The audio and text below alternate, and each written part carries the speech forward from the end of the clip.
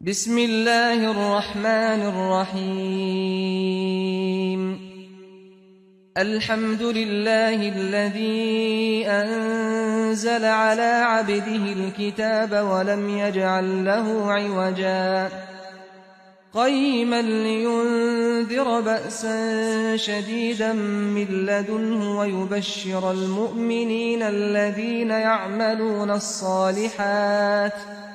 ويبشر المؤمنين الذين يعملون الصالحات أن لهم أجرا حسنا ماكثين فيه أبدا وينذر الذين قالوا اتخذ الله ولدا ما لهم به من علم ولا لآبائهم كبرت كلمة تخرج من أفواههم إن يقولون إلا كذبا فلعلك باخع نفسك على آثارهم إن لم يؤمنوا بهذا الحديث أسفا إنا جعلنا ما على الأرض زينة لها لنبلوهم أيهم أحسن عملا وإنا لجاعلون ما عليها صعيدا جرزا أم حسبت أن أصحاب الكهف والرقيم كانوا من آياتنا عجبا إذ أوى الفتية إلى الكهف فقالوا ربنا آتنا من لدنك رحمة وهيئ لنا من أمرنا رشدا فضربنا على آذانهم في الكهف سنين عددا ثم بعثناهم لنعلم أي الحزبين أحصى لما لبثوا أمدا نحن نقص عليك نبأهم بالحق إنهم فتية آمنوا بربهم وزدناهم هدى وربطنا على قلوبهم إذ قاموا فقالوا ربنا رب السماوات والأرض لن ندعو من دونه إلها لقد قلنا إذا شططا هؤلاء قومنا اتخذوا من دونه آلهة لولا يأتون عليهم بسلطان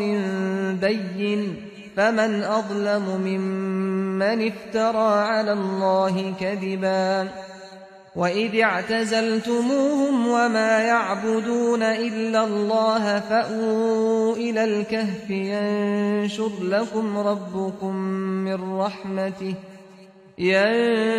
لكم ربكم من رحمته ويهيئ لكم من أمركم مرفقا وترى الشمس إذا طلعت تزاور عن كهفهم ذات اليمين وإذا غربت تقرضهم ذات الشمال وهم في فجوة منه ذلك من آيات الله من يهد الله فهو المهتد ومن يضلل فلن تجد له وليا مرشدا وتحسبهم أيقاظا وهم رقود ونقلبهم ذات اليمين وذات الشمال وكلبهم باسط ذراعيه بالوصيد لو اطلعت عليهم لوليت منهم فرارا ولملئت منهم رعبا وكذلك بعثناهم ليتساءلوا بينهم قال قائل منهم كم لبثتم قالوا لبثنا يوما أو بعض يوم قالوا ربكم أعلم بما لبثتم فابعثوا أحدكم بورقكم هذه إلى المدينة فلينظر أيها أزكى طعاما فليأتكم برزق منه وليتلطف ولا يشعرن بكم أحدا إنهم إن يظهروا عليكم يرجموكم أو يعيدوكم في ملتهم ولن تفلحوا إذا أبدا وكذلك أعثرنا عليهم ليعلموا أن وعد الله حق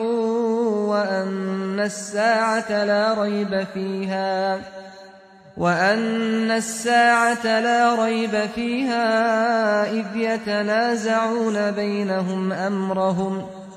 فقالوا ابنوا عليهم بنيانا ربهم أعلم بهم قال الذين غلبوا على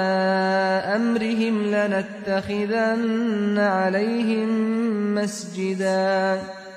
سيقولون 3 رابعهم كلبهم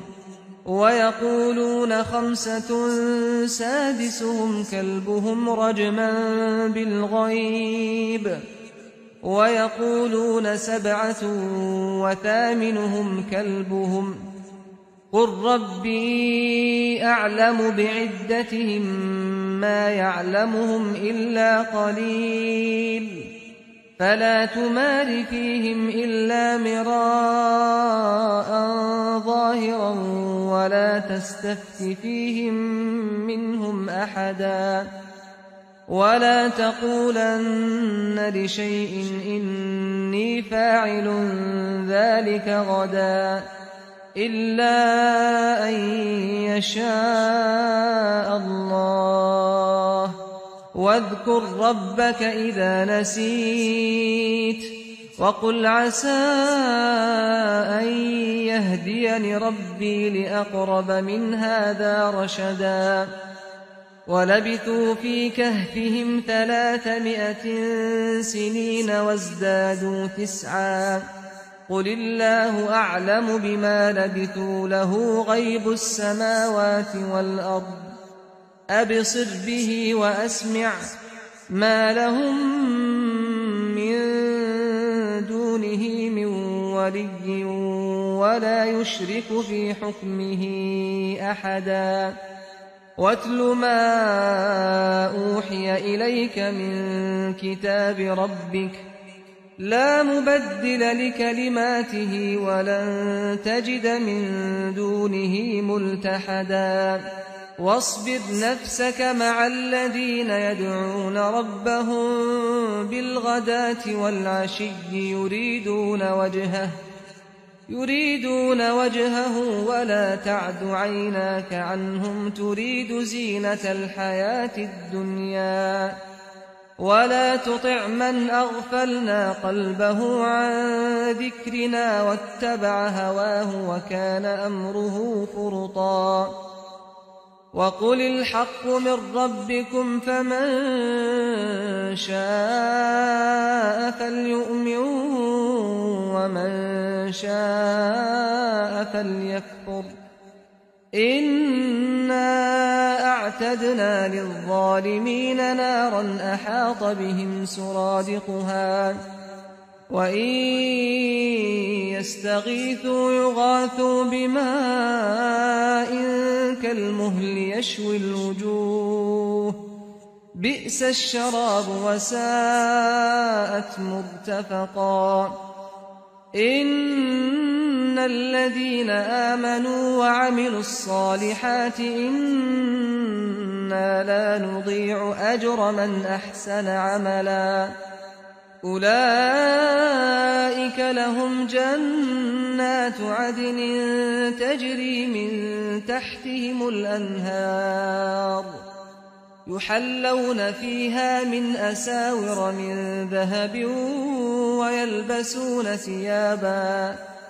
ويلبسون ثيابا خضرا من سندس واستبرق متكئين فيها على الأرائك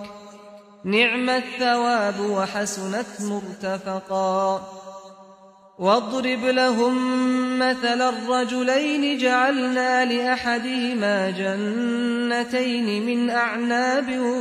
وحففناهما بنخل وجعلنا بينهما زرعا كلتا الجنتين آتت أكلها ولم تظلم منه شيئا وفجرنا خلالهما نهرا وكان له ثمر فقال لصاحبه وهو يحاوره أنا أكثر منك مالا وأعز نفرا ودخل جنته وهو ظالم لنفسه قال ما أظن أن تبيد هذه أبدا وما أظن الساعة قائمة ولئن رددت إلى ربي لأجدن خيرا منها منقلبا قال له صاحبه وهو يحاوره أكفرت بالذي خلقك من تراب ثم من نطفة ثم سواك رجلا لكن هو الله ربي ولا أشرك بربي أحدا ولولا إذ دخلت جنتك قلت ما شاء الله لا قوة إلا بالله إن ترني أنا أقل منك مالا وولدا فعسى ربي أن يؤتيني خيرا من جنتك ويرسل عليها حسبانا من السماء فتصبح صعيدا زلقا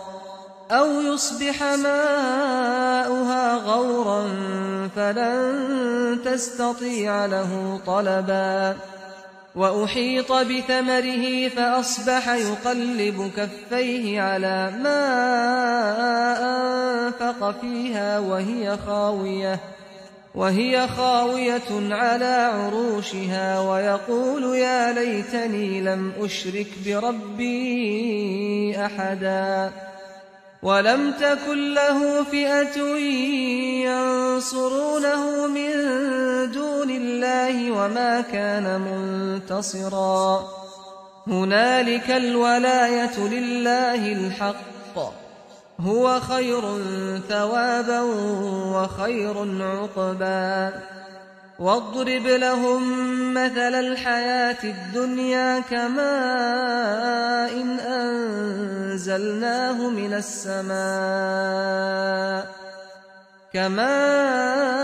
إن أنزلناه من السماء فاختلط به نبات الأرض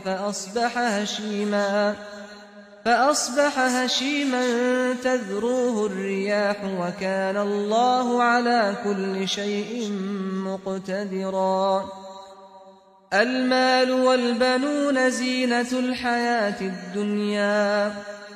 والباقيات الصالحات خير عند ربك ثوابا وخير أملا ويوم نسير الجبال وترى الأرض بارزة وحشرناهم فلم نغادر منهم أحدا وعرضوا على ربك صفا لقد جئتمونا كما خلقناكم أول مرة بل زعمتم أن لن نجعل لكم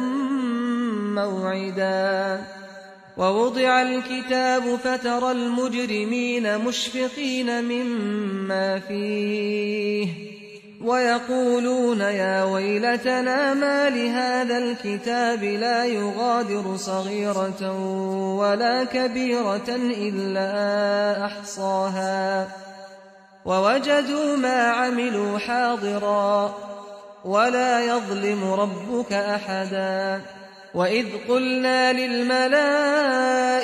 اسجدوا لآدم فسجدوا إلا إبليس كان من الجن ففسق عن أمر ربه أفتتخذونه وذريته أولياء من دوني وهم لكم عدو بئس للظالمين بدلا ما أشهدتهم خلق السماوات والأرض ولا خلق أنفسهم وما كنت متخذ المضلين عضدا ويوم يقول نادوا شركائي الذين زعمتم فدعوهم فلم يستجيبوا لهم وجعلنا بينهم موبقا ورأى المجرمون النار فظنوا أنهم مواقعوها ولم يجدوا عنها مصرفا ولقد صرفنا في هذا القرآن للناس من كل مثل وكان الإنسان أكثر شيء جدلا وما منع الناس أن يؤمنوا إذ جاءهم الهدى ويستغفروا ربهم إلا أن تأتيهم سنة الأولين أو يأتيهم العذاب قبلا وما نرسل المرسلين إلا مبشرين ومنذرين ويجادل الذين كفروا بالباطل ليدحضوا به الحق واتخذوا آياتي وما أنذروا هزوا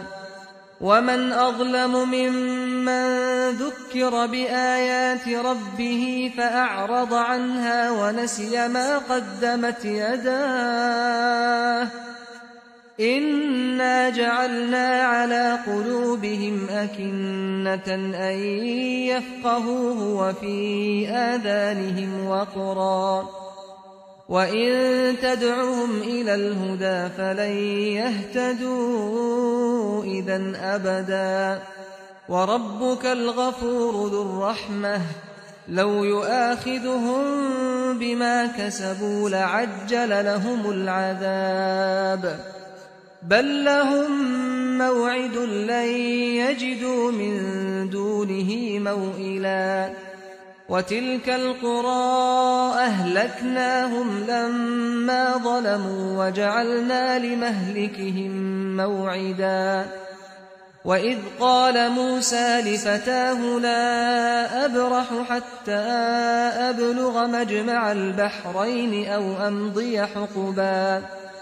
فلما بلغا مجمع بينهما نسيا حوتهما فاتخذ سبيله في البحر سربا فلما جاوزا قال لفتاه آتنا غداءنا لقد لقينا من سفرنا هذا نصبا قال أرأيت إذ أوينا إلى الصخرة فإني نسيت الحوت وما أنسانيه إلا الشيطان أن أذكره واتخذ سبيله في البحر عجبا قال ذلك ما كنا نبغ فارتدا على آثارهما قصصا فوجدا عبدا من عبادنا آتيناه رحمة من عندنا وعلمناه من لدنا علما قال له موسى هل أتبعك على أن تعلمني مما علمت رشدا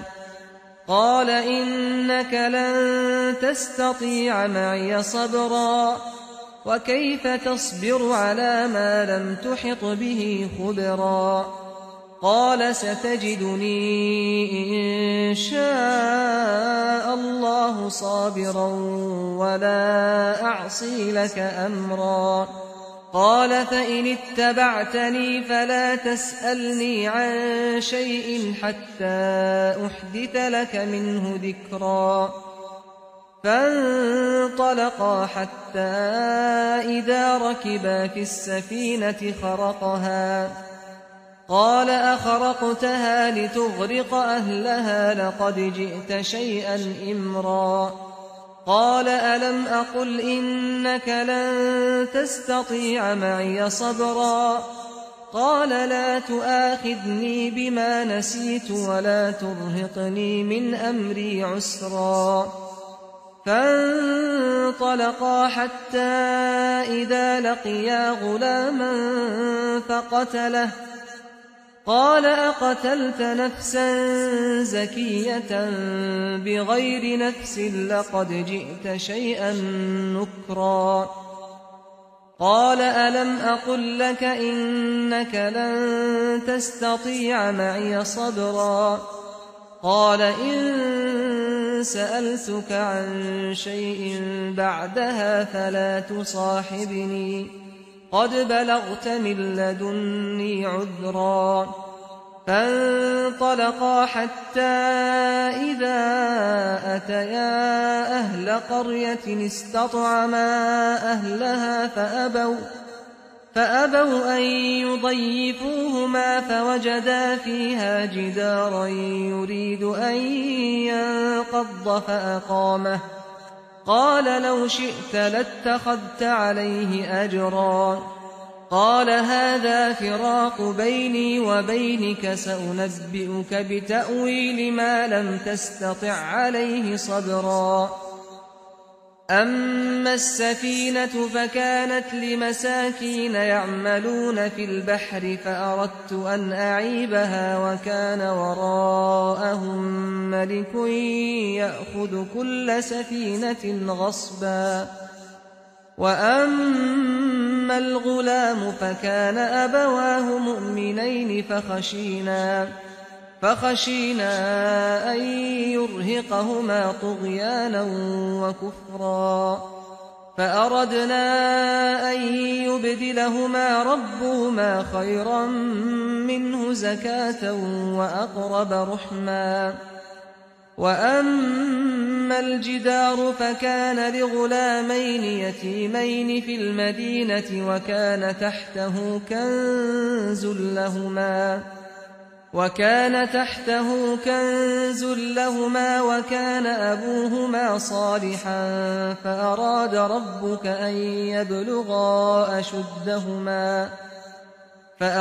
ربك أن يبلغا أشدهما ويستخرجا كنزهما رحمة من ربك وما فعلته عن أمري ذلك تأويل ما لم تسطع عليه صبرا ويسألونك عن ذي القرنين قل سأتلو عليكم منه ذكرا إنا مكنا له في الأرض وآتيناه من كل شيء سببا فأتبع سببا حتى إذا بلغ مغرب الشمس وجدها تغرب في عين حمئة ووجد عندها قوما قلنا يا ذا القرنين إما أن تعذب وإما أن تتخذ فيهم حسنا قال أما من ظلم فسوف نعذبه ثم يرد إلى ربه فيعذبه عذابا نكرا وأما من آمن وعمل صالحا فله جزاء الحسنى وسنقول له من أمرنا يسرا ثم أتبع سببا حتى إذا بلغ مطلع الشمس وجدها تطلع على قوم لم نجعل لهم من دونها سترا كذلك وقد أحطنا بما لديه خبرا ثم أتبع سببا حتى إذا بلغ بين السدين وجد من دونهما قوما لا يكادون يفقهون قولا قالوا يا ذا القرنين إن يأجوج ومأجوج مفسدون في الأرض فهل نجعل لك خرجا على أن تجعل بيننا وبينهم سدا قال ما مكني فيه ربي خير فأعينوني بقوة أجعل بينكم وبينهم ردما آتوني زبر الحديد حتى إذا ساوى بين الصدفين قال انفخوا حتى إذا جعله نارا قال آتوني أفرغ عليه قطرا فما استطاعوا أن يظهروه وما استطاعوا له نقبا قال هذا رحمة من ربي فإذا جاء وعد ربي جعله دكاء وكان وعد ربي حقا وتركنا بعضهم يومئذ يموج في بعض ونفخ في الصور فجمعناهم جمعا وعرضنا جهنم يومئذ للكافرين عرضا الذين كانت أعينهم في غطاء عن ذكري وكانوا لا يستطيعون سمعا أفحسب الذين كفروا أن يتخذوا عبادي من دوني أولياء إنا أعتدنا جهنم للكافرين نزلا قل هل ننبئكم بالأخسرين أعمالا الذين ضل سعيهم في الحياة الدنيا وهم يحسبون أنهم يحسنون صنعا أولئك الذين كفروا بآيات ربهم ولقائه فحبطت أعمالهم فلا نقيم لهم يوم القيامة وزنا ذلك جزاؤهم جهنم بما كفروا واتخذوا آياتي ورسلي هزوا إن الذين آمنوا وعملوا الصالحات كانت لهم جنات الفردوس نزلا خالدين فيها لا يبغون عنها حولا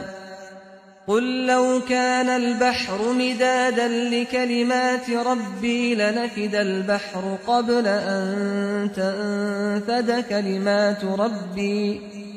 ولو جئنا بمثله مددا قل إنما أنا بشر مثلكم يوحى إلي أنما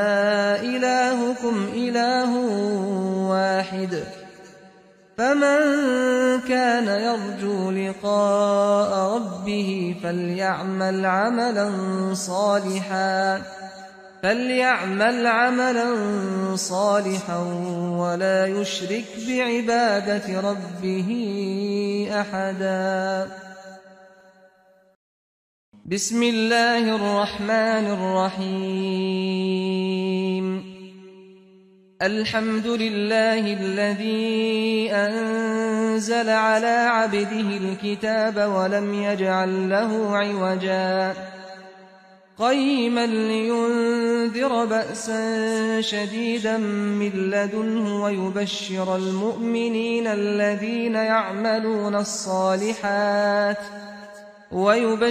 المؤمنين الذين يعملون الصالحات أن لهم أجرا حسنا ماكثين فيه أبدا وينذر الذين قالوا اتخذ الله ولدا ما لهم به من علم ولا لآبائهم كبرت كلمة تخرج من أفواههم إن يقولون إلا كذبا فلعلك باخع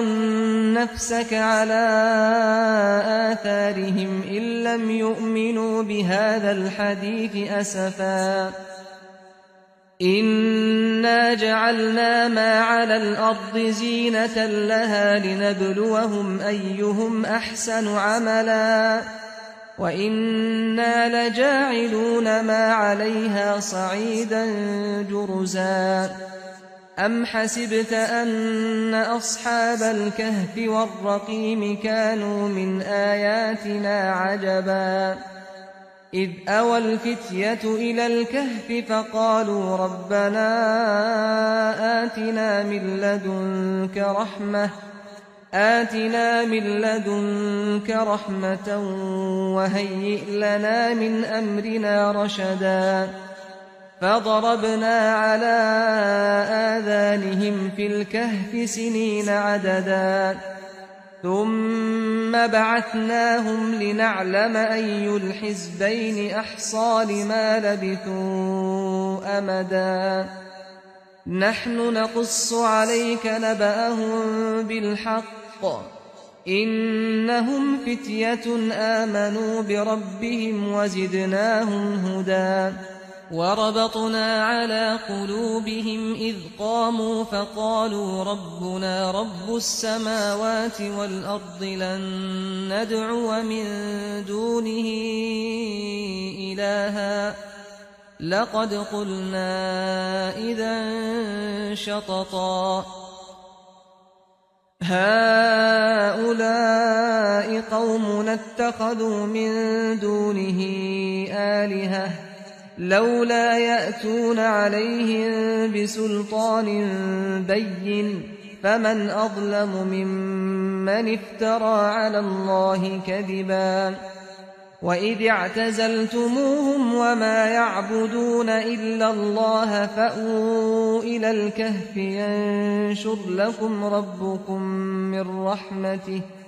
ينشر لكم ربكم من رحمته ويهيئ لكم من أمركم مرفقا وترى الشمس إذا طلعت تزاور عن كهفهم ذات اليمين وإذا غربت تقرضهم ذات الشمال وهم في فجوة منه ذلك من آيات الله من يهد الله فهو المهتد ومن يضلل فلن تجد له وليا مرشدا وتحسبهم أيقاظا وهم رقود ونقلبهم ذات اليمين وذات الشمال وكلبهم باسط ذراعيه بالوصيد لو اطلعت عليهم لوليت منهم فرارا ولملئت منهم رعبا وكذلك بعثناهم ليتساءلوا بينهم قال قائل منهم كم لبثتم قالوا لبثنا يوما أو بعض يوم قالوا ربكم أعلم بما لبثتم فابعثوا أحدكم بورقكم هذه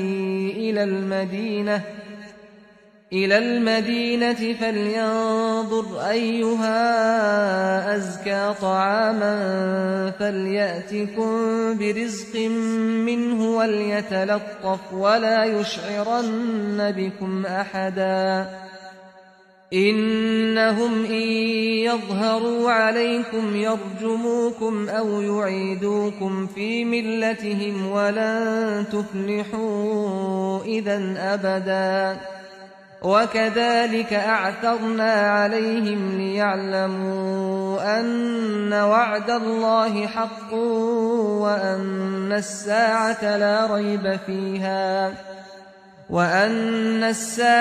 لا ريب فيها إذ يتنازعون بينهم أمرهم فقالوا ابنوا عليهم بنيانا ربهم أعلم بهم قال الذين غلبوا على أمرهم لنتخذن عليهم مسجدا سيقولون ثلاثة رابعهم كلبهم ويقولون خمسة سادسهم كلبهم رجما بالغيب ويقولون سبعة وثامنهم كلبهم قل ربي أعلم بعدتهم ما يعلمهم إلا قليل فلا تمار فيهم إلا مراء ظاهرا ولا تستفت فيهم منهم أحدا ولا تقولن لشيء إني فاعل ذلك غدا إلا أن يشاء الله واذكر ربك إذا نسيت وقل عسى أن يهديني ربي لأقرب من هذا رشدا ولبثوا في كهفهم 300 سنين وازدادوا 9 قل الله أعلم بما لبثوا له غيب السماوات والأرض أبصر به وأسمع ما لهم من دونه من ولي ولا يشرك في حكمه أحدا واتل ما أوحي إليك من كتاب ربك لا مبدل لكلماته ولن تجد من دونه ملتحدا واصبر نفسك مع الذين يدعون ربهم بالغداة والعشي يريدون وجهه ولا تعد عيناك عنهم تريد زينة الحياة الدنيا ولا تطع من أغفلنا قلبه عن ذكرنا واتبع هواه وكان أمره فرطا وقل الحق من ربكم فمن شاء فليؤمن ومن شاء فليكفر إنا أعتدنا للظالمين نارا أحاط بهم سرادقها وإن يستغيثوا يغاثوا بماء كالمهل يشوي الوجوه بئس الشراب وساءت مرتفقا إن الذين آمنوا وعملوا الصالحات إنا لا نضيع أجر من أحسن عملا أولئك لهم جنات عدن تجري من تحتهم الأنهار يحلون فيها من أساور من ذهب ويلبسون ثيابا خضرا من سندس واستبرق متكئين فيها على الأرائك نعم الثواب وحسنت مرتفقا واضرب لهم مثل الرجلين جعلنا لأحدهما جنتين من أعناب وحففناهما بنخل وجعلنا بينهما زرعا كلتا الجنتين آتت أكلها ولم تظلم منه شيئا وفجرنا خلالهما نهرا وكان له ثمر فقال لصاحبه وهو يحاوره أنا أكثر منك مالا وأعز نفرا ودخل جنته وهو ظالم لنفسه قال ما أظن أن تبيد هذه أبدا وما أظن الساعة قائمة ولئن رددت إلى ربي لأجدن خيرا منها منقلبا قال له صاحبه وهو يحاوره أكفرت بالذي خلقك من تراب ثم من نطفة ثم سواك رجلا لكن هو الله ربي ولا أشرك بربي أحدا ولولا إذ دخلت جنتك قلت ما شاء الله لا قوة إلا بالله إن ترني أنا أقل منك مالا وولدا فعسى ربي أن يؤتيني خيرا من جنتك ويرسل عليها حسبانا من السماء فتصبح صعيدا زلقا أو يصبح ماؤها غورا فلن تستطيع له طلبا وأحيط بثمره فأصبح يقلب كفيه على ما أنفق فيها وهي خاوية على عروشها ويقول يا ليتني لم أشرك بربي أحدا ولم تكن له فئة ينصرونه من دون الله وما كان منتصرا هنالك الولاية لله الحق هو خير ثوابا وخير عقبا واضرب لهم مثل الحياة الدنيا كماء أنزلناه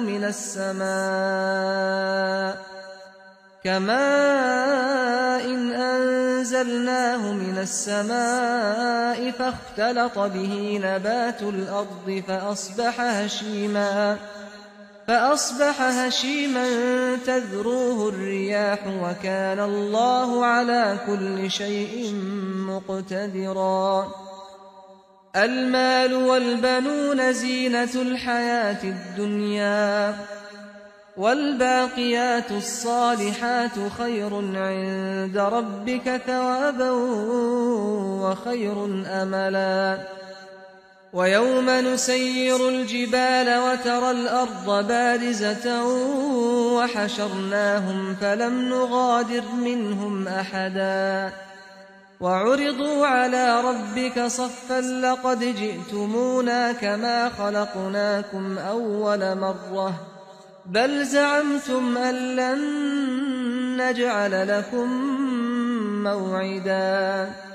ووضع الكتاب فترى المجرمين مشفقين مما فيه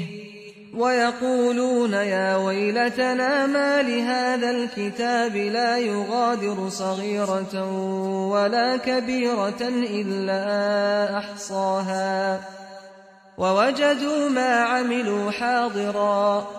ولا يظلم ربك أحدا وإذ قلنا للملائكة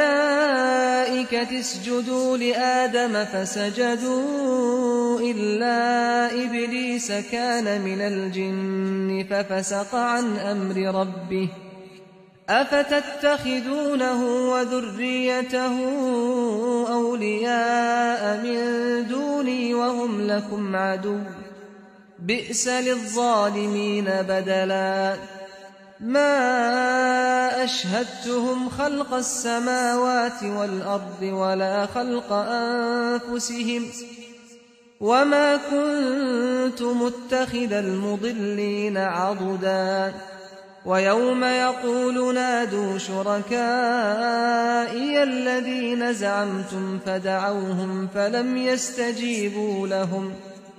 فدعوهم فلم يستجيبوا لهم وجعلنا بينهم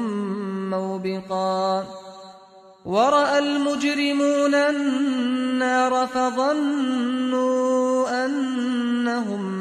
مواقعوها ولم يجدوا عنها مصرفا ولقد صرفنا في هذا القرآن للناس من كل مثل وكان الإنسان أكثر شيء جدلا وما منع الناس أن يؤمنوا إذ جاءهم الهدى ويستغفروا ربهم إلا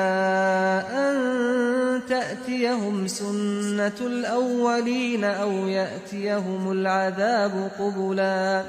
وما نرسل المرسلين إلا مبشرين ومنذرين ويجادل الذين كفروا بالباطل ليدحضوا به الحق واتخذوا آياتي وما أنذروا هزوا ومن أظلم ممن ذكر بآيات ربه فأعرض عنها ونسي ما قدمت يداه إنا جعلنا على قلوبهم أكنة أن يفقهوه وفي آذانهم وقرا وإن تدعهم إلى الهدى فلن يهتدوا إذا أبدا وربك الغفور ذو الرحمة لو يؤاخذهم بما كسبوا لعجل لهم العذاب بل لهم موعد لن يجدوا من دونه موئلا وتلك القرى أهلكناهم لما ظلموا وجعلنا لمهلكهم موعدا وإذ قال موسى لفتاه لا أبرح حتى أبلغ مجمع البحرين أو أمضي حقبا فلما بلغا مجمع بينهما نسيا حوتهما فاتخذ سبيله في البحر سربا فلما جاوزا قال لفتاه آتنا غداءنا لقد لقينا من سفرنا هذا نصبا قال أرأيت إذ أوينا إلى الصخرة فإني نسيت الحوت وما أنسانيه إلا الشيطان أن أذكره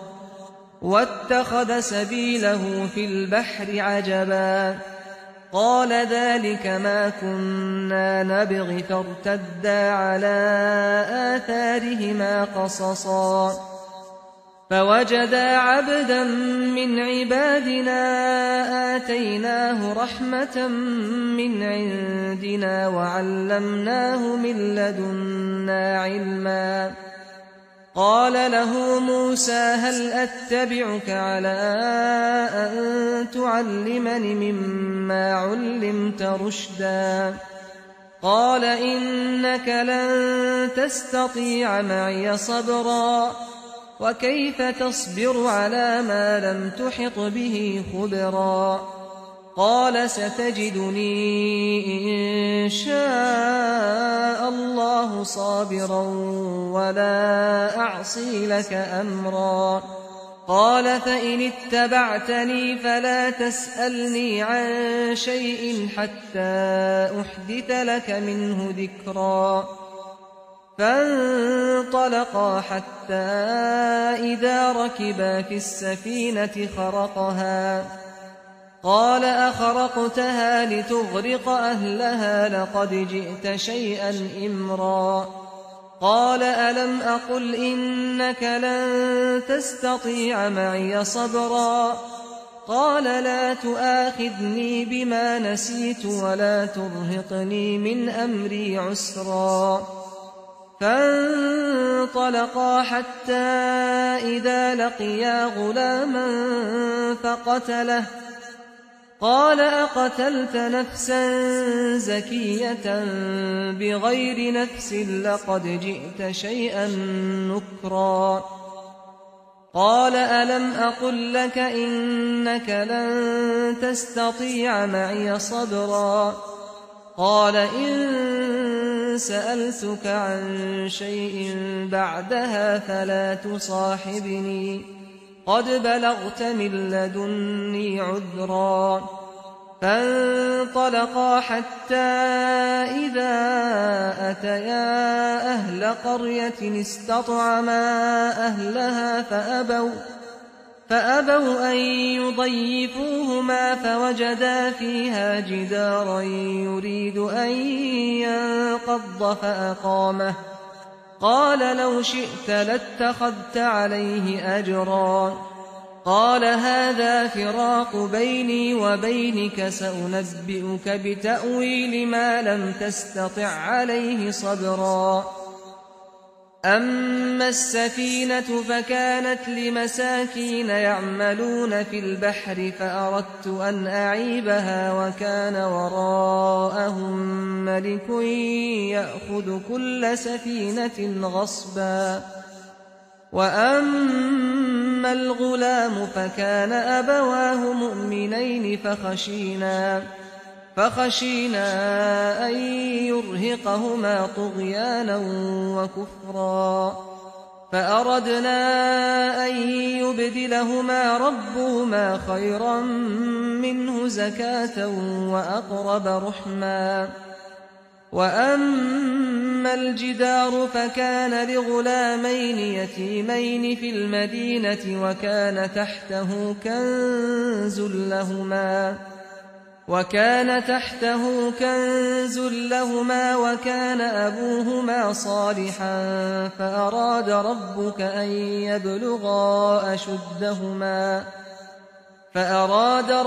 أن يبلغا أشدهما ويستخرجا كنزهما رحمة من ربك وما فعلته عن أمري ذلك تأويل ما لم تسطع عليه صبرا. ويسألونك عن ذي القرنين قل سأتلو عليكم منه ذكرا. إنا مكنا له في الأرض وآتيناه من كل شيء سببا. فأتبع سببا حتى إذا بلغ مغرب الشمس وجدها تغرب في عين حمئة ووجد عندها قوما. قلنا يا ذا القرنين إما أن تعذب وإما أن تتخذ فيهم حسنا. قال أما من ظلم فسوف نعذبه ثم يرد إلى ربه فيعذبه عذابا نكرا. وأما من آمن وعمل صالحا فله جزاء الحسنى وسنقول له من أمرنا يسرا ثم أتبع سببا حتى إذا بلغ مطلع الشمس وجدها تطلع على قوم لم نجعل لهم من دونها سترا كذلك وقد أحطنا بما لديه خبرا ثم أتبع سببا حتى إذا بلغ بين السدين وجد من دونهما قوما لا يكادون يفقهون قولا قالوا يا ذا القرنين إن يأجوج ومأجوج مفسدون في الأرض فهل نجعل لك خرجا على أن تجعل بيننا وبينهم سدا قال ما مكني فيه ربي خير فأعينوني بقوة أجعل بينكم وبينهم ردما آتوني زبر الحديد حتى إذا ساوى بين الصدفين قال انفخوا حتى إذا جعله نارا قال آتوني أفرغ عليه قطرا فما استطاعوا أن يظهروه وما استطاعوا له نقبا قال هذا رحمة من ربي فإذا جاء وعد ربي جعله دكاء وكان وعد ربي حقا وتركنا بعضهم يومئذ يموج في بعض ونفخ في الصور فجمعناهم جمعا وعرضنا جهنم يومئذ للكافرين عرضا الذين كانت أعينهم في غطاء عن ذكري وكانوا لا يستطيعون سمعا أفحسب الذين كفروا أن يتخذوا عبادي من دوني أولياء إنا أعتدنا جهنم للكافرين نزلا قل هل ننبئكم بالأخسرين أعمالا الذين ضل سعيهم في الحياة الدنيا وهم يحسبون أنهم يحسنون صنعا أولئك الذين كفروا بآيات ربهم ولقائه فحبطت أعمالهم فلا نقيم لهم يوم القيامة وزنا ذلك جزاؤهم جهنم بما كفروا واتخذوا آياتي ورسلي هزوا إن الذين آمنوا وعملوا الصالحات كانت لهم جنات الفردوس نزلا خالدين فيها لا يبغون عنها حولا قل لو كان البحر مدادا لكلمات ربي لنفد البحر قبل أن تنفد كلمات ربي ولو جئنا بمثله مددا قل إنما أنا بشر مثلكم يوحى إلي أنما إلهكم إله واحد فمن كان يرجو لقاء ربه فليعمل عملا صالحا ولا يشرك بعبادة ربه أحدا بسم الله الرحمن الرحيم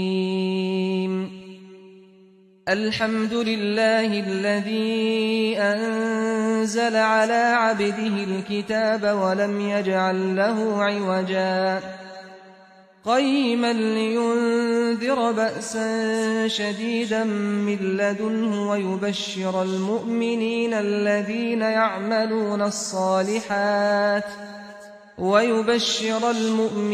الذين يعملون الصالحات أن لهم أجرا حسنا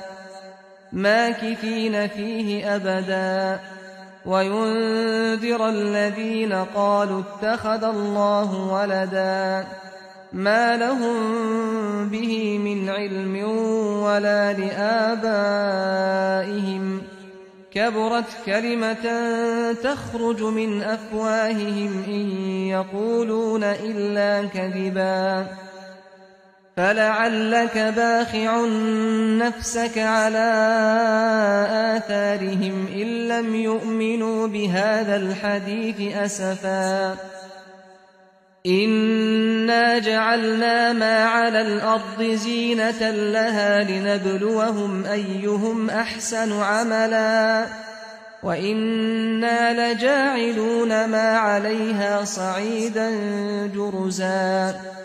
أم حسبت أن أصحاب الكهف والرقيم كانوا من آياتنا عجبا إذ أوى الفتية إلى الكهف فقالوا ربنا آتنا من لدنك رحمة وهيئ لنا من أمرنا رشدا فضربنا على آذانهم في الكهف سنين عددا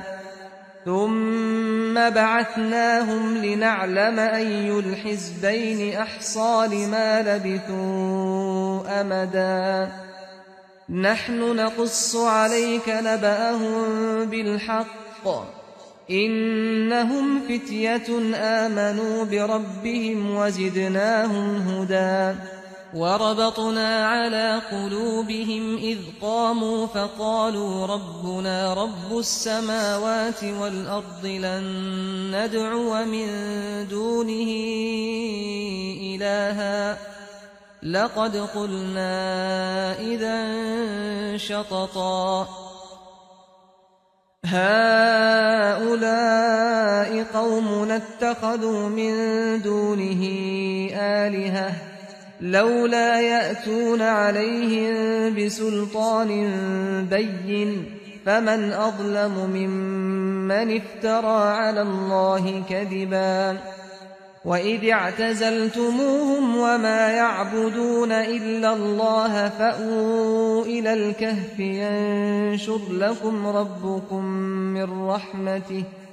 ينشر لكم ربكم من رحمته ويهيئ لكم من أمركم مرفقا وترى الشمس إذا طلعت تزاور عن كهفهم ذات اليمين وإذا غربت تقرضهم ذات الشمال وهم في فجوة منه ذلك من آيات الله من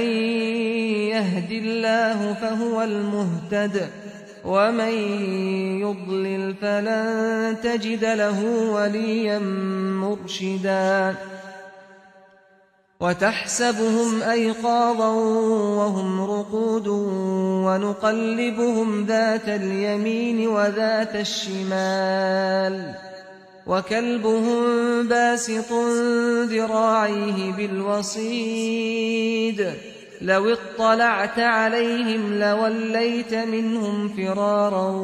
ولملئت منهم رعبا وكذلك بعثناهم ليتساءلوا بينهم قال قائل منهم كم لبثتم قالوا لبثنا يوما أو بعض يوم قالوا ربكم أعلم بما لبثتم فابعثوا أحدكم بورقكم هذه إلى المدينة إلى المدينة فلينظر أيها أزكى طعاما فليأتكم برزق منه وليتلطف ولا يشعرن بكم أحدا إنهم إن يظهروا عليكم يرجموكم أو يعيدوكم في ملتهم ولن تفلحوا إذا أبدا وكذلك أعثرنا عليهم ليعلموا أن وعد الله حق وأن الساعة لا ريب فيها إذ يتنازعون بينهم أمرهم فقالوا ابنوا عليهم بنيانا ربهم أعلم بهم قال الذين غلبوا على أمرهم لنتخذن عليهم مسجدا سيقولون ثلاثة رابعهم كلبهم ويقولون خمسة سادسهم كلبهم رجما بالغيب ويقولون سبعة وثامنهم كلبهم قل ربي أعلم بعدتهم ما يعلمهم إلا قليل فلا تمار فيهم إلا مراء ظاهرا ولا تستفت فيهم منهم أحدا ولا تقولن لشيء إني فاعل ذلك غدا إلا أن يشاء الله واذكر ربك إذا نسيت وقل عسى أن يهديني ربي لأقرب من هذا رشدا ولبثوا في كهفهم 300 سنين وازدادوا 9 قل الله أعلم بما لبثوا له غيب السماوات والأرض أبصر به وأسمع ما لهم من دونه من ولي ولا يشرك في حكمه أحدا واتل ما أوحي إليك من كتاب ربك لا مبدل لكلماته ولن تجد من دونه ملتحدا واصبر نفسك مع الذين يدعون ربهم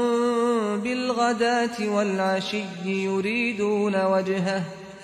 يريدون وجهه ولا تعد عيناك عنهم تريد زينة الحياة الدنيا ولا تطع من أغفلنا قلبه عن ذكرنا واتبع هواه وكان أمره فرطا وقل الحق من ربكم فمن شاء فليؤمن ومن شاء فليكفر إنا أعتدنا للظالمين نارا أحاط بهم سرادقها وإن يستغيثوا يغاثوا بماء كالمهل يشوي الوجوه بئس الشراب وساءت مرتفقا إن الذين آمنوا وعملوا الصالحات إنا لا نضيع أجر من أحسن عملا أولئك لهم جنات عدن تجري من تحتهم الأنهار يحلون فيها من أساور من ذهب ويلبسون ثيابا خضرا من سندس واستبرق متكئين فيها على الأرائك نعم الثواب وحسنت مرتفقا واضرب لهم مثل الرجلين جعلنا لأحدهما جنتين من أعناب وحففناهما بنخل وجعلنا بينهما زرعا كلتا الجنتين آتت أكلها ولم تظلم منه شيئا وفجرنا خلالهما نهرا وكان له ثمر فقال لصاحبه وهو يحاوره أنا أكثر منك مالا وأعز نفرا ودخل جنته وهو ظالم لنفسه قال ما أظن أن تبيد هذه أبدا وما أظن الساعة قائمة ولئن رددت إلى ربي لأجدن خيرا منها منقلبا قال له صاحبه وهو يحاوره أكفرت بالذي خلقك من تراب ثم من نطفة ثم سواك رجلا لكن هو الله ربي ولا أشرك بربي أحدا ولولا إذ دخلت جنتك قلت ما شاء الله لا قوة إلا بالله إن ترني أنا أقل منك مالا وولدا فعسى ربي أن يؤتيني خيرا من جنتك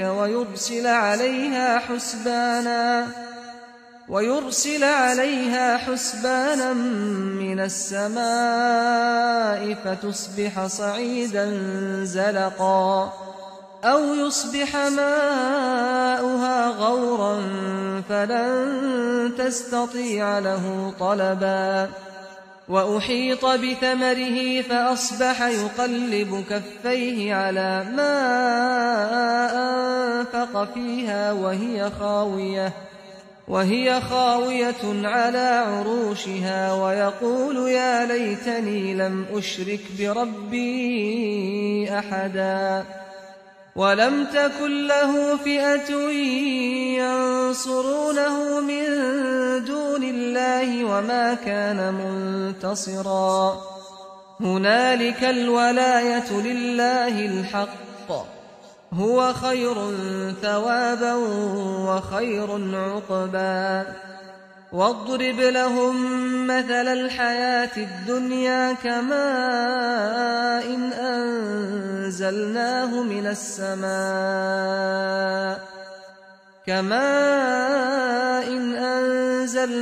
من السماء فاختلط به نبات الأرض فأصبح هشيما تذروه الرياح وكان الله على كل شيء مقتدرا المال والبنون زينة الحياة الدنيا والباقيات الصالحات خير عند ربك ثوابا وخير أملا ويوم نسير الجبال وترى الأرض بارزة وحشرناهم فلم نغادر منهم أحدا وعرضوا على ربك صفا لقد جئتمونا كما خلقناكم أول مرة بل زعمتم أن لن نجعل لكم موعدا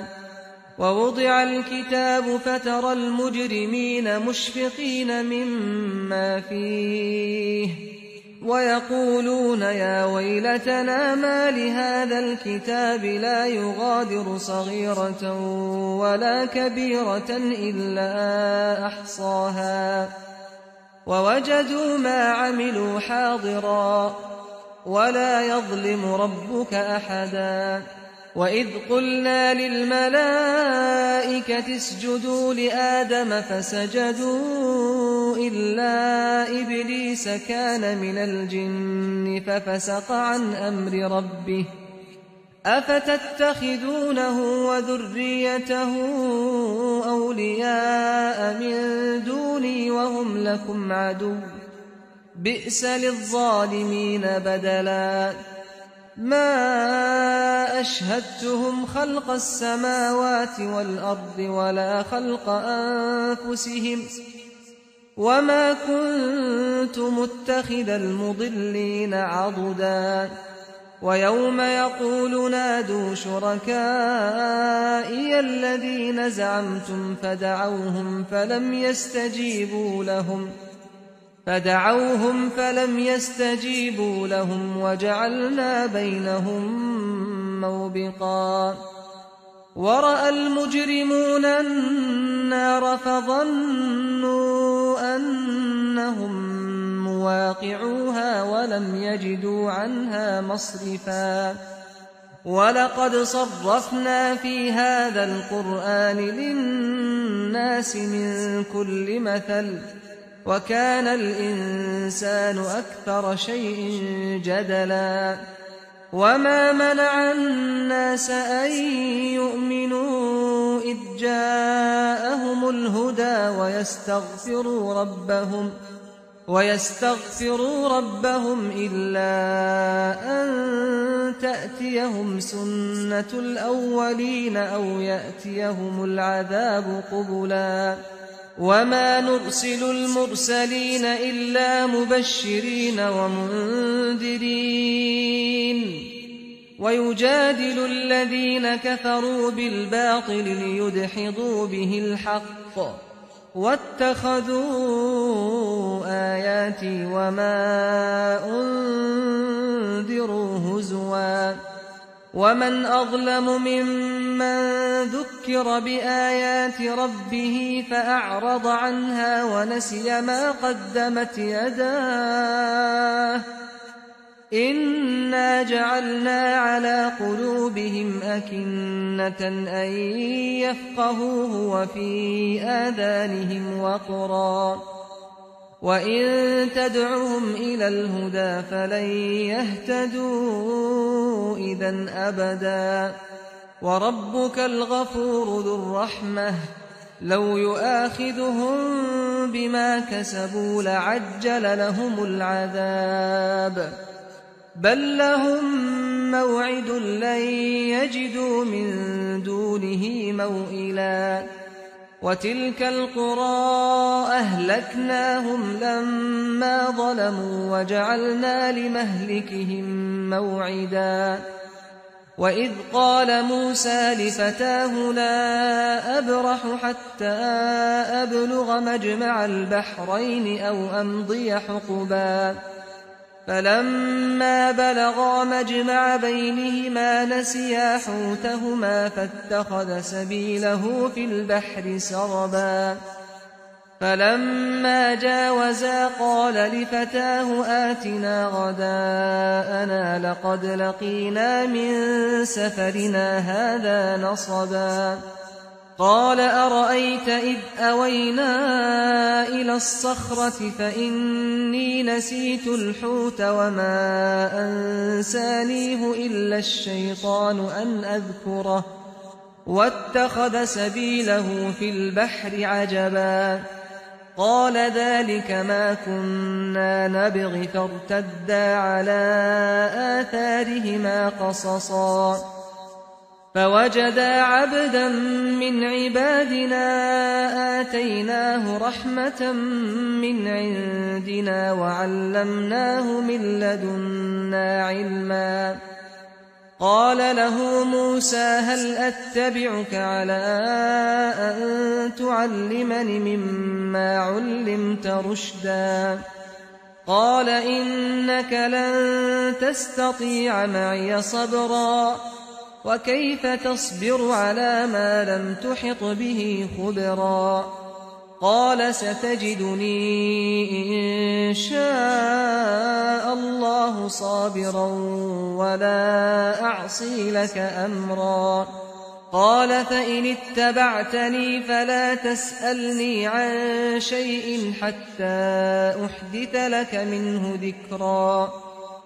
فانطلقا حتى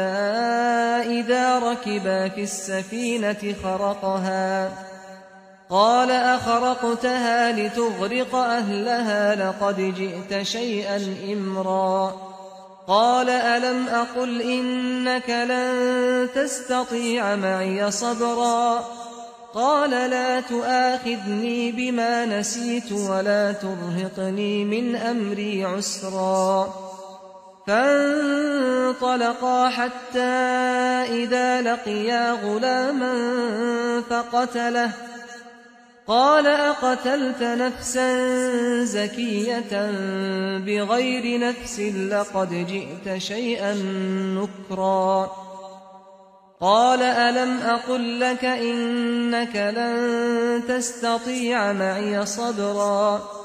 قال إن سألتك عن شيء بعدها فلا تصاحبني قد بلغت من لدني عذرا فانطلقا حتى إذا أتيا أهل قرية استطعما أهلها فأبوا أن يضيفوهما فوجدا فيها جدارا يريد أن ينقض فأقامه قال لو شئت لاتخذت عليه أجرا قال هذا فراق بيني وبينك سأنبئك بتأويل ما لم تستطع عليه صبرا أما السفينة فكانت لمساكين يعملون في البحر فأردت أن أعيبها وكان وراءهم ملك يأخذ كل سفينة غصبا وأما الغلام فكان أبواه مؤمنين فخشينا أن يرهقهما طغيانا وكفرا فأردنا أن يبدلهما ربهما خيرا منه زكاة وأقرب رحما وأما الجدار فكان لغلامين يتيمين في المدينة وكان تحته كنز لهما وكان أبوهما صالحا فأراد ربك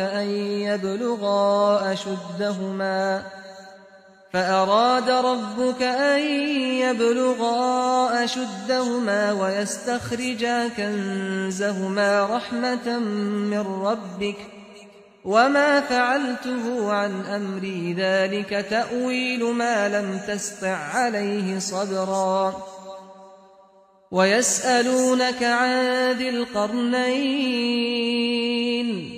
قل سأتلو عليكم منه ذكرا إنا مكنا له في الأرض وآتيناه من كل شيء سببا فأتبع سببا حتى إذا بلغ مغرب الشمس وجدها تغرب في عين حمئة ووجد عندها قوما قلنا يا ذا القرنين إما أن تعذب وإما أن تتخذ فيهم حسنا قال أما من ظلم فسوف نعذبه ثم يرد إلى ربه فيعذبه عذابا نكرا وأما من آمن وعمل صالحا فله جزاء الحسنى وسنقول له من أمرنا يسرا ثم أتبع سببا حتى إذا بلغ مطلع الشمس وجدها تطلع على قوم لم نجعل لهم من دونها سترا كذلك وقد أحطنا بما لديه خبرا ثم أتبع سببا حتى إذا بلغ بين السدين وجد من دونهما قوما لا يكادون يفقهون قولا قالوا يا ذا القرنين إن يأجوج ومأجوج مفسدون في الأرض فهل نجعل لك خرجا على أن تجعل بيننا وبينهم سدا قال ما مكني فيه ربي خير فأعينوني بقوة أجعل بينكم وبينهم ردما آتوني زبر الحديد حتى إذا ساوى بين الصدفين قال انفخوا حتى إذا جعله نارا قال آتوني أفرغ عليه قطرا فما استطاعوا أن يظهروه وما استطاعوا له نقبا قال هذا رحمة من ربي فإذا جاء وعد ربي جعله دكاء وكان وعد ربي حقا وتركنا بعضهم يومئذ يموج في بعض ونفخ في الصور فجمعناهم جمعا وعرضنا جهنم يومئذ للكافرين عرضا الذين كانت أعينهم في غطاء عن ذكري وكانوا لا يستطيعون سمعا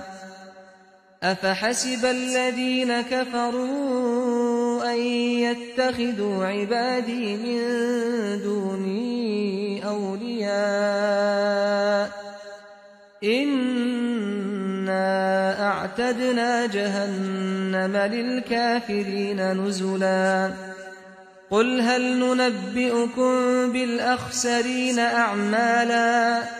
الذين ضل سعيهم في الحياة الدنيا وهم يحسبون أنهم يحسنون صنعا أولئك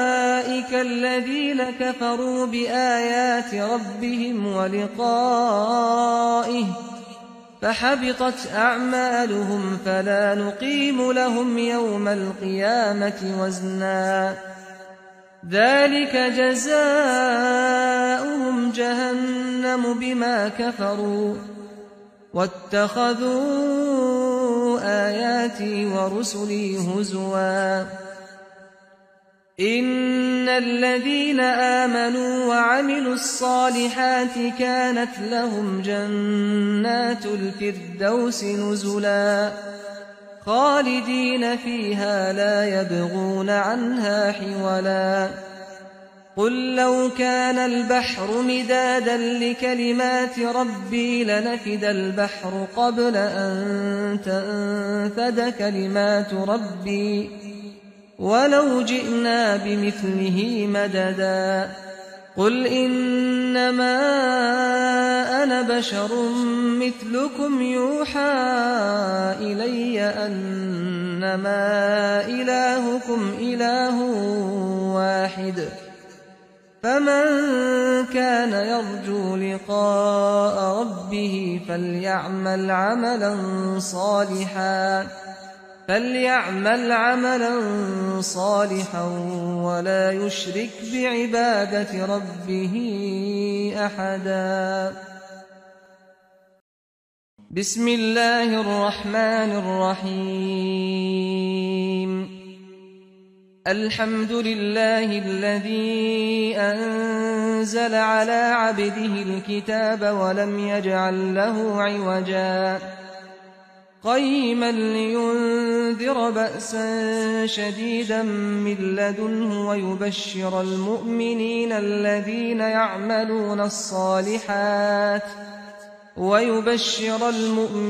الذين يعملون الصالحات أن لهم أجرا حسنا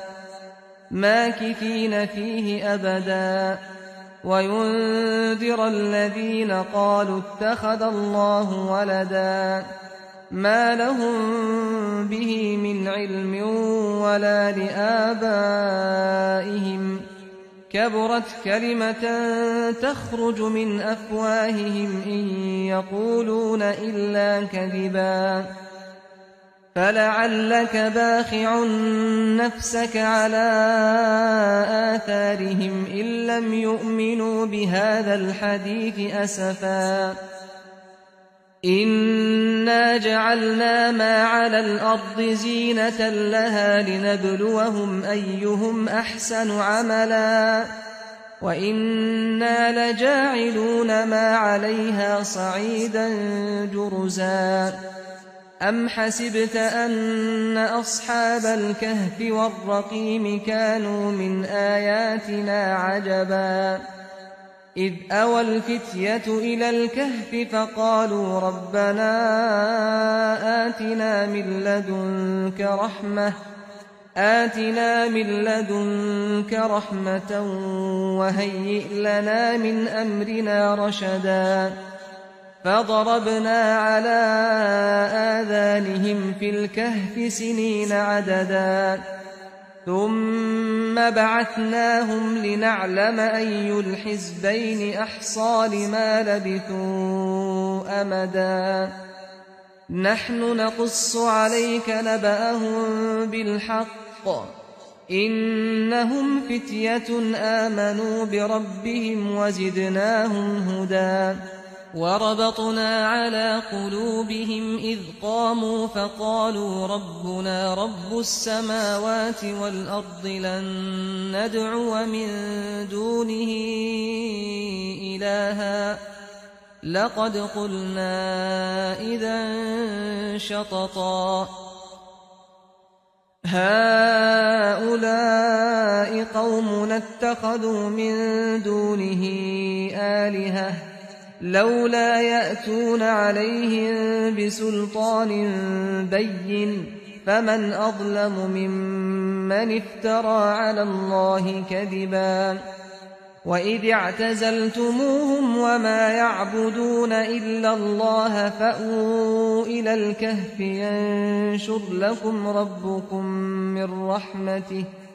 ينشر لكم ربكم من رحمته ويهيئ لكم من أمركم مرفقا وترى الشمس إذا طلعت تزاور عن كهفهم ذات اليمين وإذا غربت تقرضهم ذات الشمال وهم في فجوة منه ذلك من آيات الله من يهد الله فهو المهتد ومن يضلل فلن تجد له وليا مرشدا وتحسبهم أيقاظا وهم رقود ونقلبهم ذات اليمين وذات الشمال وكلبهم باسط ذراعيه بالوصيد لو اطلعت عليهم لوليت منهم فرارا ولملئت منهم رعبا وكذلك بعثناهم ليتساءلوا بينهم قال قائل منهم كم لبثتم قالوا لبثنا يوما أو بعض يوم قالوا ربكم أعلم بما لبثتم فابعثوا أحدكم بورقكم هذه إلى المدينة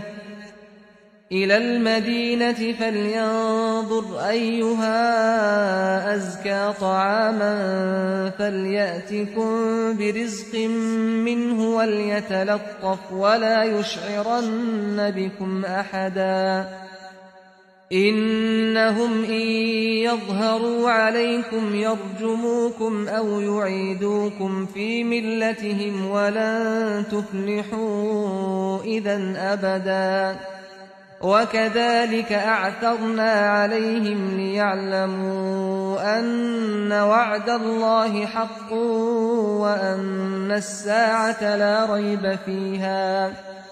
وأن الساعة لا ريب فيها إذ يتنازعون بينهم أمرهم فقالوا ابنوا عليهم بنيانا ربهم أعلم بهم قال الذين غلبوا على أمرهم لنتخذن عليهم مسجدا سيقولون ثلاثة رابعهم كلبهم ويقولون خمسة سادسهم كلبهم رجما بالغيب ويقولون سبعة وثامنهم كلبهم قل ربي أعلم بعدتهم ما يعلمهم إلا قليل فلا تمار فيهم إلا مراء ظاهرا ولا تستفت فيهم منهم أحدا ولا تقولن لشيء إني فاعل ذلك غدا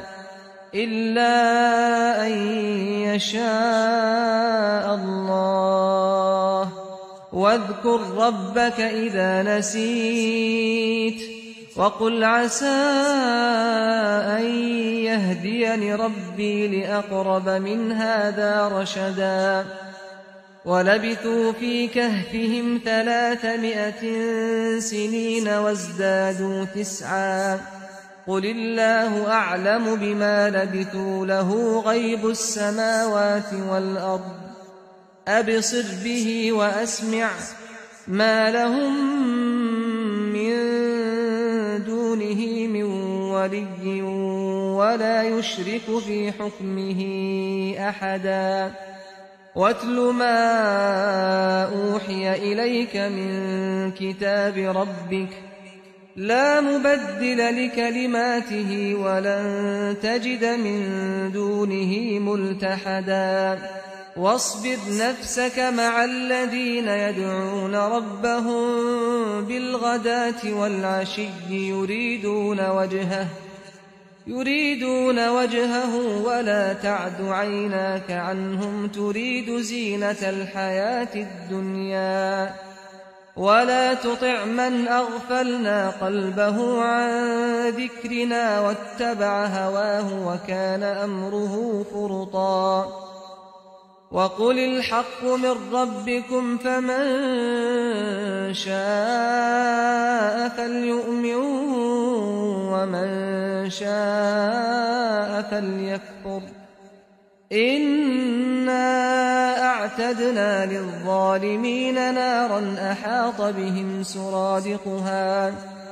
وإن يستغيثوا يغاثوا بماء كالمهل يشوي الوجوه بئس الشراب وساءت مرتفقا إن الذين آمنوا وعملوا الصالحات إنا لا نضيع أجر من أحسن عملا أولئك لهم جنات عدن تجري من تحتهم الأنهار يحلون فيها من أساور من ذهب ويلبسون ثيابا خضرا من سندس واستبرق متكئين فيها على الأرائك نعم الثواب وحسنت مرتفقا واضرب لهم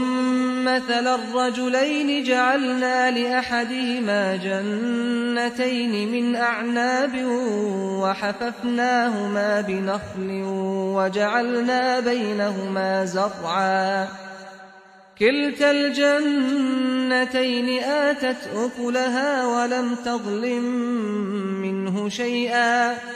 وفجرنا خلالهما نهرا وكان له ثمر فقال لصاحبه وهو يحاوره أنا أكثر منك مالا وأعز نفرا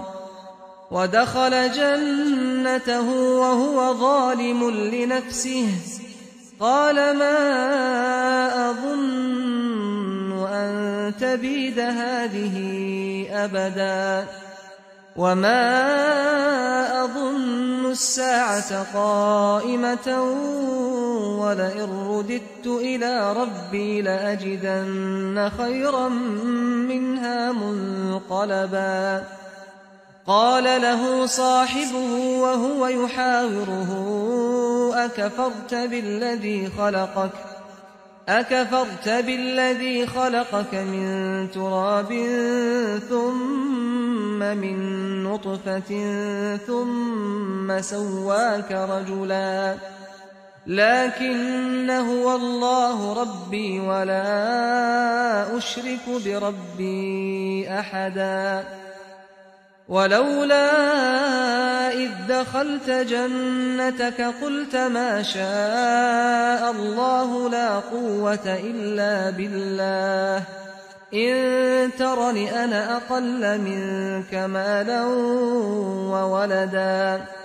فعسى ربي أن يؤتيني خيرا من جنتك ويرسل عليها حسبانا من السماء فتصبح صعيدا زلقا أو يصبح ماؤها غورا فلن تستطيع له طلبا وأحيط بثمره فأصبح يقلب كفيه على ما أنفق فيها وهي خاوية على عروشها ويقول يا ليتني لم أشرك بربي أحدا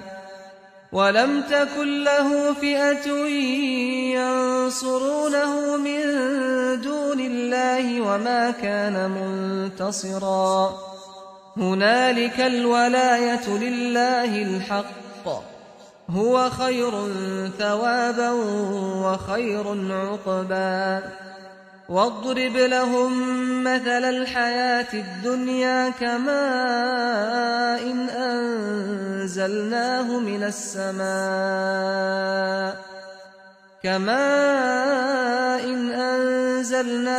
السماء فاختلط به نبات الأرض فأصبح هشيما تذروه الرياح وكان الله على كل شيء مقتدرا المال والبنون زينة الحياة الدنيا والباقيات الصالحات خير عند ربك ثوابا وخير أملا ويوم نسير الجبال وترى الأرض بارزة وحشرناهم فلم نغادر منهم أحدا وعرضوا على ربك صفا لقد جئتمونا كما خلقناكم أول مرة بل زعمتم أن لن نجعل لكم موعدا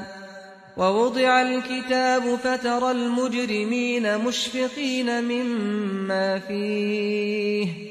ويقولون يا ويلتنا ما لهذا الكتاب لا يغادر صغيرة ولا كبيرة إلا أحصاها ووجدوا ما عملوا حاضرا ولا يظلم ربك أحدا وإذ قلنا للملائكة اسجدوا لآدم فسجدوا إلا إبليس كان من الجن ففسق عن أمر ربه أفتتخذونه وذريته أولياء من دوني وهم لكم عدو بئس للظالمين بدلا ما أشهدتهم خلق السماوات والأرض ولا خلق أنفسهم وما كنت متخذ المضلين عضدا ويوم يقول نادوا شركائي الذين زعمتم فدعوهم فلم يستجيبوا لهم وجعلنا بينهم موبقا ورأى المجرمون النار فظنوا أنهم مواقعوها ولم يجدوا عنها مصرفا ولقد صرفنا في هذا القرآن للناس من كل مثل وكان الإنسان أكثر شيء جدلا وما منع الناس أن يؤمنوا إذ جاءهم الهدى ويستغفروا ربهم إلا أن تأتيهم سنة الأولين أو يأتيهم العذاب قبلا وما نرسل المرسلين إلا مبشرين ومنذرين ويجادل الذين كفروا بالباطل ليدحضوا به الحق واتخذوا آياتي وما أنذروا هزوا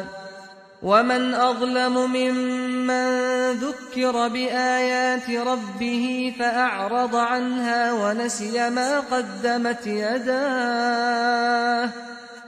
إنا جعلنا على قلوبهم أكنة أن يفقهوه وفي آذانهم وقرا وإن تدعهم إلى الهدى فلن يهتدوا إذا أبدا وربك الغفور ذو الرحمة لو يؤاخذهم بما كسبوا لعجل لهم العذاب بل لهم موعد لن يجدوا من دونه موئلا وتلك القرى أهلكناهم لما ظلموا وجعلنا لمهلكهم موعدا وإذ قال موسى لفتاه لا أبرح حتى أبلغ مجمع البحرين أو أمضي حقبا فلما بلغا مجمع بينهما نسيا حوتهما فاتخذ سبيله في البحر سربا فلما جاوزا قال لفتاه آتنا غداءنا لقد لقينا من سفرنا هذا نصبا قال أرأيت إذ أوينا إلى الصخرة فإني نسيت الحوت وما أنسانيه إلا الشيطان أن أذكره واتخذ سبيله في البحر عجبا قال ذلك ما كنا نبغي فارتدا على آثارهما قصصا فوجدا عبدا من عبادنا آتيناه رحمة من عندنا وعلمناه من لدنا علما قال له موسى هل أتبعك على أن تعلمني مما علمت رشدا قال إنك لن تستطيع معي صبرا وكيف تصبر على ما لم تحط به خبرا قال ستجدني إن شاء الله صابرا ولا أعصي لك أمرا. قال فإن اتبعتني فلا تسألني عن شيء حتى أحدث لك منه ذكرا. فانطلقا حتى إذا ركبا في السفينة خرقها. قال أخرقتها لتغرق أهلها لقد جئت شيئا إمرا. قال ألم أقل إنك لن تستطيع معي صبرا. قال لا تؤاخذني بما نسيت ولا ترهقني من أمري عسرا. فانطلقا حتى إذا لقيا غلاما فقتله. قال أقتلت نفسا زكية بغير نفس لقد جئت شيئا نكرا. قال ألم أقل لك إنك لن تستطيع معي صبرا. قال إن سألتك عن شيء بعدها فلا تصاحبني قد بلغت من لدني عذرا. فانطلقا حتى إذا أتيا أهل قرية استطعما أهلها فأبوا أن يضيفوهما فوجدا فيها جدارا يريد أن ينقض فأقامه. قال لو شئت لاتخذت عليه أجرا. قال هذا فراق بيني وبينك سأنبئك بتأويل ما لم تستطع عليه صبرا. أما السفينة فكانت لمساكين يعملون في البحر فأردت أن أعيبها وكان وراءهم ملك يأخذ كل سفينة غصبا. وأما الغلام فكان أبواه مؤمنين فخشينا أن يرهقهما طغيانا وكفرا. فأردنا أن يبدلهما ربهما خيرا منه زكاة وأقرب رحما. وأما الجدار فكان لغلامين يتيمين في المدينة وكان تحته كنز لهما وكان أبوهما صالحا فأراد ربك أن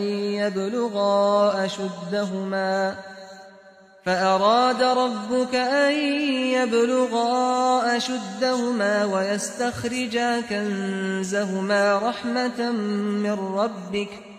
وما فعلته عن أمري ذلك تأويل ما لم تسطع عليه صبرا. ويسألونك عن ذي القرنين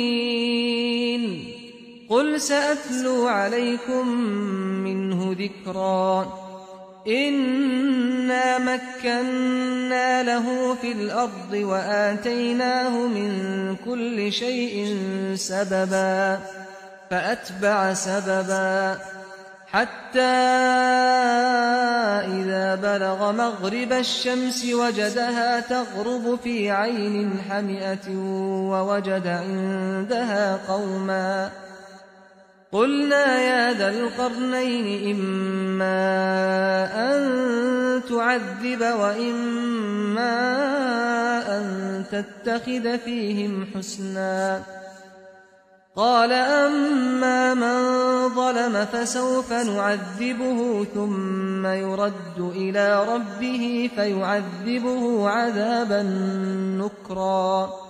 وأما من آمن وعمل صالحا فله جزاء الحسنى وسنقول له من أمرنا يسرا ثم أتبع سببا حتى إذا بلغ مطلع الشمس وجدها تطلع على قوم لم نجعل لهم من دونها سترا كذلك وقد أحطنا بما لديه خبرا ثم أتبع سببا حتى إذا بلغ بين السدين وجد من دونهما قوما لا يكادون يفقهون قولا قالوا يا ذا القرنين إن يأجوج ومأجوج مفسدون في الأرض فهل نجعل لك خرجا على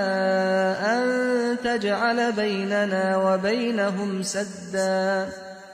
قال ما مكني فيه ربي خير فأعينوني بقوة أجعل بينكم وبينهم ردما آتوني زبر الحديد حتى إذا ساوى بين الصدفين قال انفخوا حتى إذا جعله نارا قال آتوني أفرغ عليه قطرا فما استطاعوا أن يظهروه وما استطاعوا له نقبا قال هذا رحمة من ربي فإذا جاء وعد ربي جعله دكاء وكان وعد ربي حقا وتركنا بعضهم يومئذ يموج في بعض ونفخ في الصور فجمعناهم جمعا وعرضنا جهنم يومئذ للكافرين عرضا الذين كانت أعينهم في غطاء عن ذكري وكانوا لا يستطيعون سمعا أفحسب الذين كفروا أن يتخذوا عبادي من دوني أولياء إنا أعتدنا جهنم للكافرين نزلا قل هل ننبئكم بالأخسرين أعمالا الذين ضل سعيهم في الحياة الدنيا وهم يحسبون أنهم يحسنون صنعا أولئك الذين كفروا بآيات ربهم ولقائه فحبطت أعمالهم فلا نقيم لهم يوم القيامة وزنا ذلك جزاؤهم جهنم بما كفروا واتخذوا آياتي ورسلي هزوا إن الذين آمنوا وعملوا الصالحات كانت لهم جنات الفردوس نزلا خالدين فيها لا يبغون عنها حولا قل لو كان البحر مدادا لكلمات ربي لنفد البحر قبل أن تنفد كلمات ربي ولو جئنا بمثله مددا قل إنما أنا بشر مثلكم يوحى إلي أنما إلهكم إله واحد فمن كان يرجو لقاء ربه فليعمل عملا صالحا ولا يشرك بعبادة ربه أحدا